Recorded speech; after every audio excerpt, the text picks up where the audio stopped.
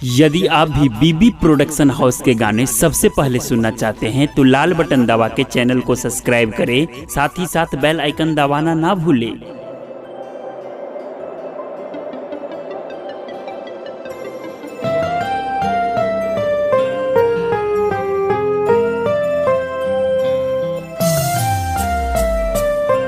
किसी को प्यार की सच्चाई मार डालेगी तो किसी को दर्द की गहराई मार डालेगी। बिछड़ के मोहब्बत में कोई जी नहीं सकता दोस्तों, अरे बिछड़ के मोहब्बत में कोई जी नहीं सकता दोस्तों। जो बच गया उसे तन्हाई मार डालेगी, तन्हाई मार डालेगी।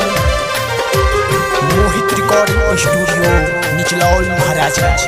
मोहित रिकॉर्डिंग स्टूडियो निचलौल महाराजगंज, निचलौल महाराजगंज।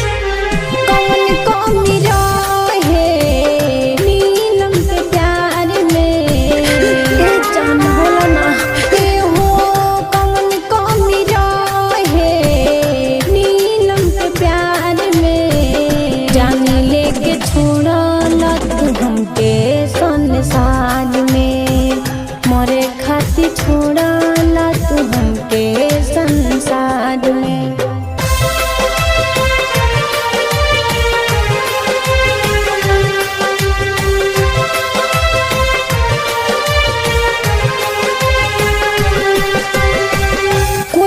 जुदा होता है तो कोई हंस कर जुदा होता है, कोई रोकर जुदा होता है तो कोई हंस कर जुदा होता है। जुदा होने का गम तब होता है जब कोई मिलकर जुदा होता है, मिलकर जुदा होता है। सीना चीर के देखल तू अपना के कोई बहू, भले जिंदगी से चल गईला बाकी दिल से न जाइबहू।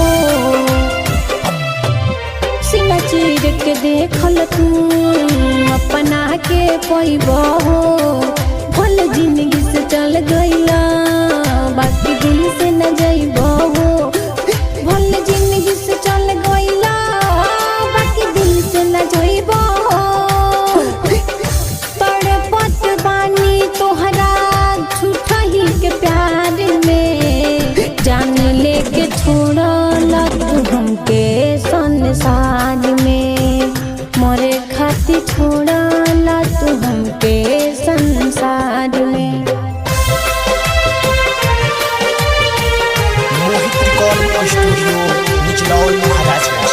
मोहित रिकॉर्डिंग स्टूडियो निचलौल महाराजगंज। मेरा गम आपको मिला होता, अरे मेरा गम आपको मिला होता तो आप अपना होश खो दिए होते।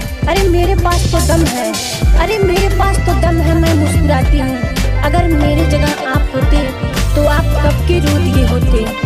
तू तो छोड़ के चली गई बाकी याद न जाई हो, जाके अपने में खो गई मरा के बुलाई हो। तू तो छोड़ के चली गई बाकी याद न जाई हो, जाके अपने में खो गई।